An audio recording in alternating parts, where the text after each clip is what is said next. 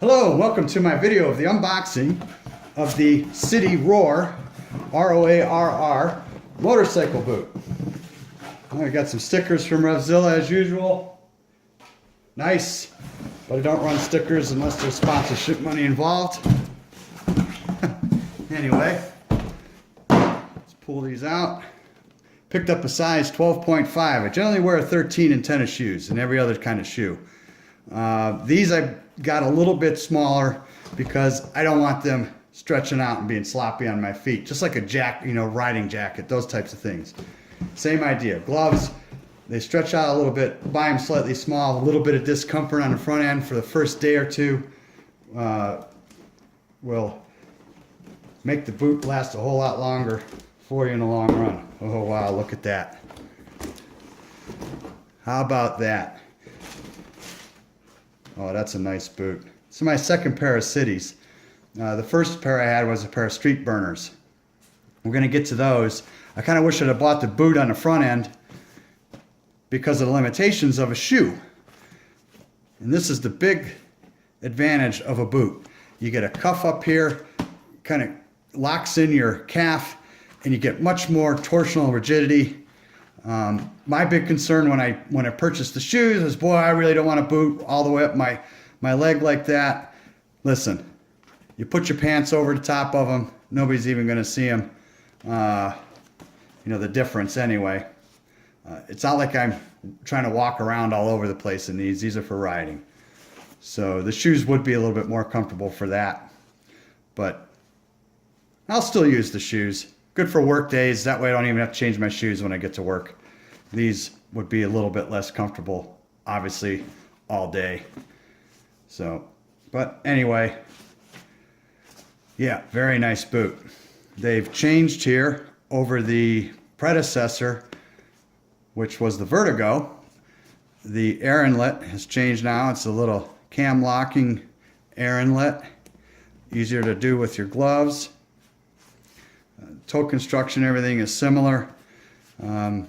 Same as the Streetburner and the Vertigo in really all of their boots. They don't really put that. I wish they'd put that puck, this slider puck, slightly further across the toe. I'll show you why when I look at the Streetburners here in a second. But boy, is this nice.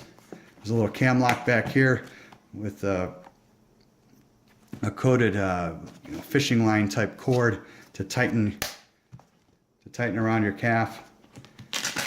Velcro closure.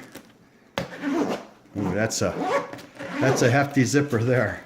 That's nice, really nice. I like them. Wow. Anyway, I don't know if that's showing up, but that's going to be reflective if you're concerned about things like that. But boy, am I excited to ride in these boots. One nice thing about a boot like this, if you're riding any kind of a pant, motorcycle pant, whether they be leather or fabric, you can tuck them in here and you don't have the issue because if you've worn them, you know that they ride up slightly.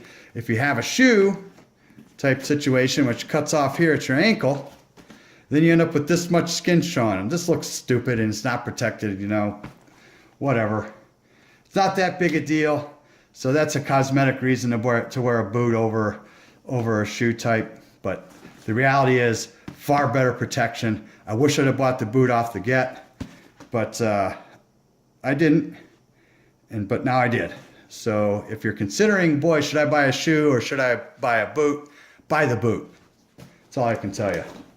All right, well, let's put these in and we're going to go over the difference with the shoe. Care instructions. The boot is not made out of leather. So, how much care could there really be involved? Windex. So, I'll read that maybe eventually. Streetburner.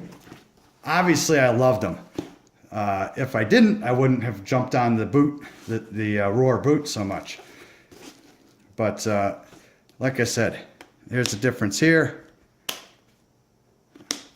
That's the same type of closure that they had, an opening that they have on the older Vertigo boot is what's here on the Streetburner. This has been a great shoe. There's what I was talking about on the nose.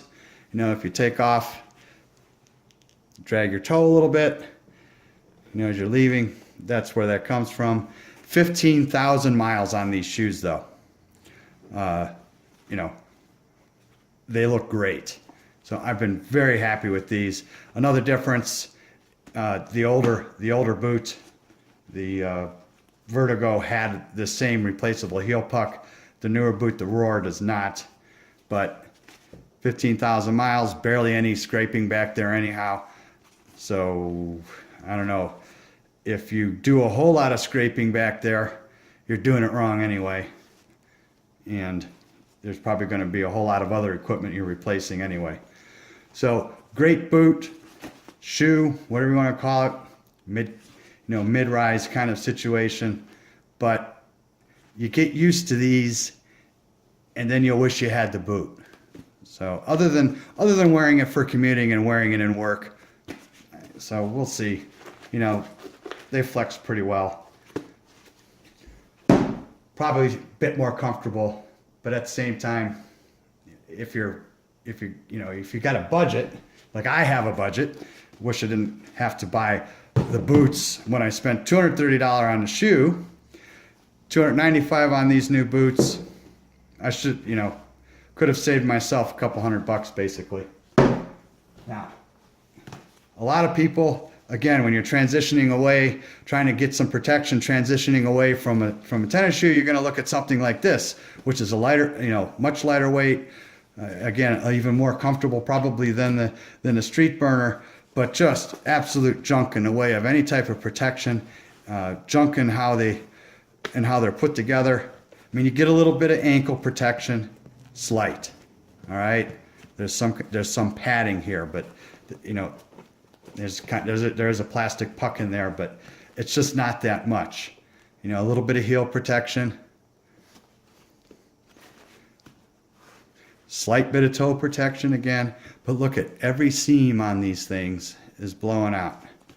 And I pulled this over here. Just not a good deal. So these are SPIDI, S-P-I-D-I or S-H-I-T-Y, depending on how you spell it.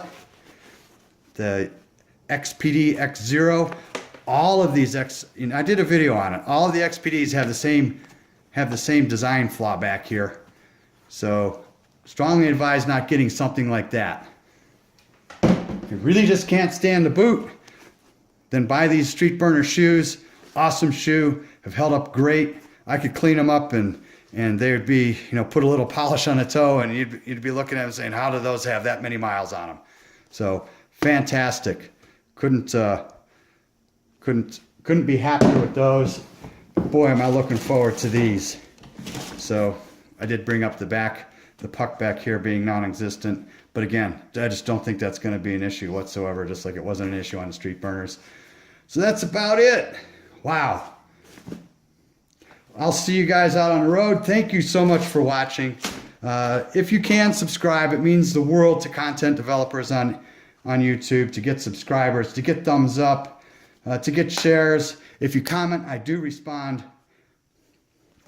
So, and I really appreciate each and every one of you that gives me input and that watches my videos. So, not making any money on this, so it's real nice. It's real nice to get feedback. All right, take care. See you on the road. And thank you again for watching.